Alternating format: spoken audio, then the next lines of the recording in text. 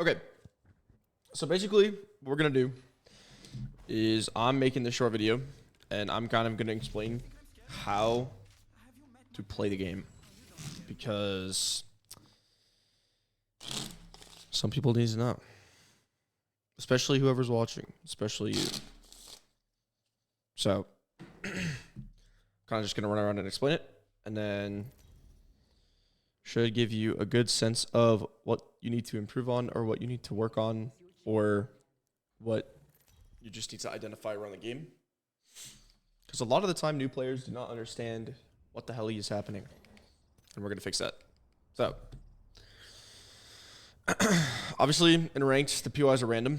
And we're not going to drop in any POI where there's going to be too much action. Because we want to kind of explore how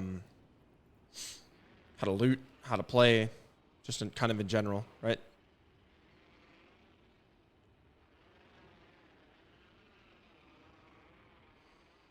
We land in. If you ever are getting fought off drop, it's good to land on arsenals like these.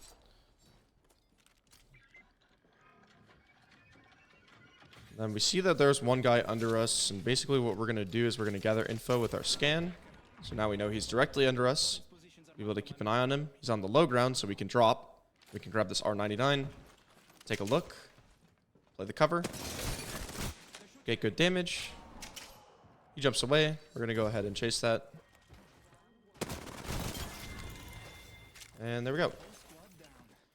So basically what's important there, even though it looked really easy, there's a lot that goes into making that work. Collecting the info with our scan, understanding where the enemy is, and then using the knowledge of the map. We saw the most important observation of that fight was that he wasn't playing here on this floor.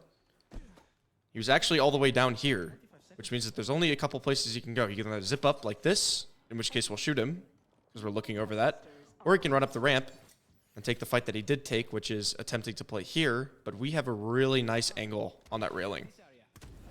And that's why map knowledge in Apex is so important for that reason. Is it allows you to make plays like that and make it look really clean. Also, obviously having, good aim and stuff like that, but realistically the most important thing was the positioning in that fight.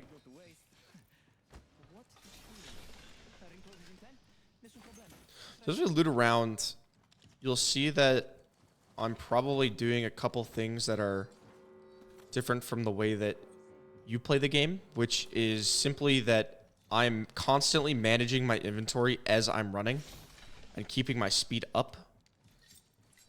Backpacks in Apex are to be organized. There is a proper way, and it looks something like this, where, I want one stack of medkits, one stack of syringes. So I've got these already. I don't need to pick up any more. We want grenades, and then usually 2 stacks of primary as our long range, and then the 3 to 4 stacks of ammo for our secondary. And since we have infinite bats perk, we're gonna drop the Phoenix kit because we probably won't need it. It's a very big heal. It takes a long time. Grab the infinite bats, and we're gonna run with 4 stacks of energy ammo. Just opening bins, playing the game, using our movement, especially to get around the map. Super important. In Apex, constantly slide jumping like this to keep our speed up.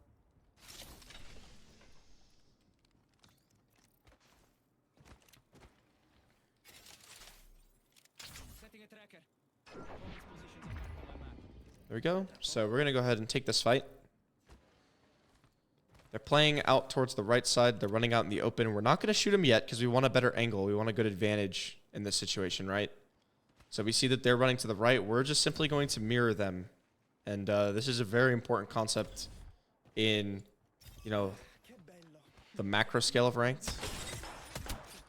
You make that guy one shot, and now they're going to be stuck in the building. They have to take a second to think about it. And this is where we're going to throw our ult.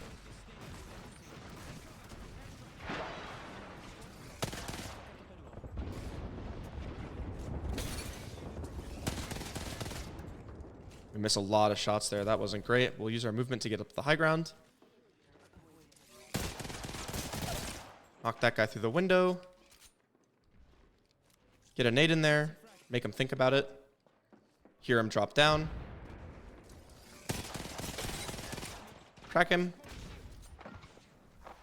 And now he's running off, giving us all the advantage.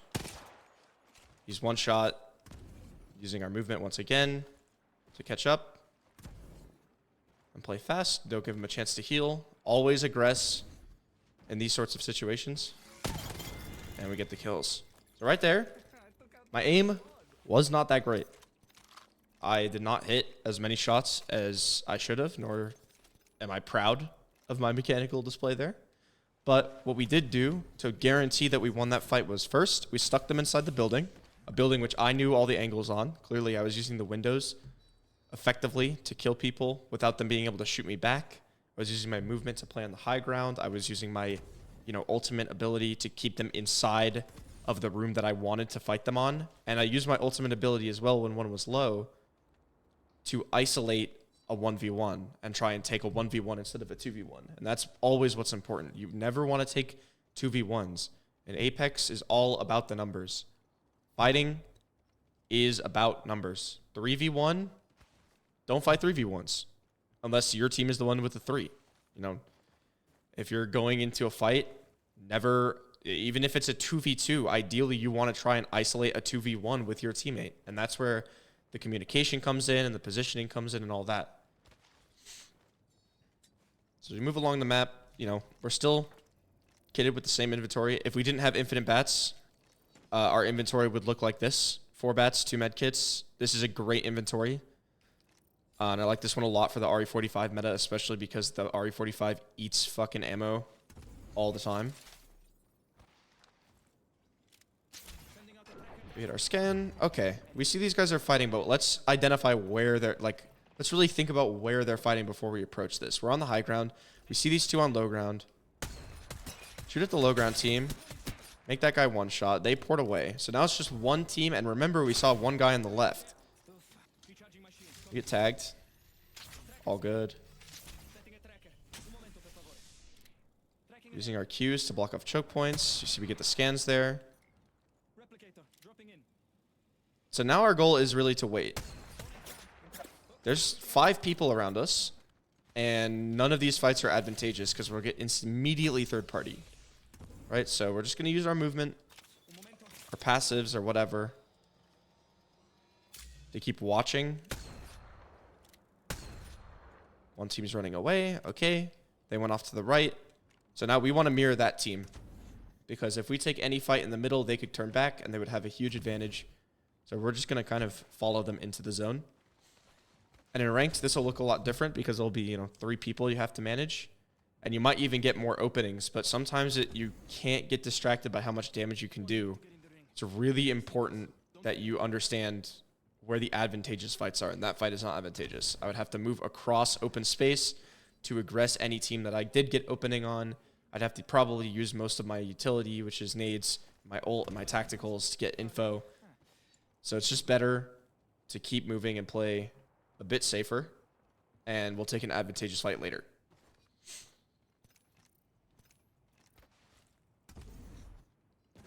And with Sparrow as well, slide jumping into your double jump is fast. The double jump recharges really fast. You should be running around like this basically at all times. And he's kind of that sneaky fast too.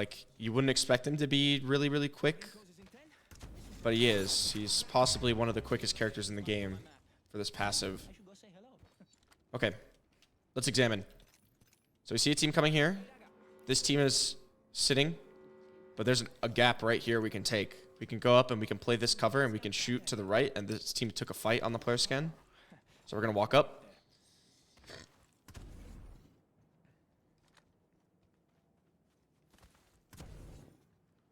We'll look. Gather info. We don't see the team on our right anymore. Okay. Now we have no idea where they are. But we hear them. And they're right in front. Ult that guy. This should be a free. This is definitely a free kill. So now we'll fight his teammate. And there we go. Grab the shield swap really quick. And now we're immediately using abilities to defend against the third party. No hesitation.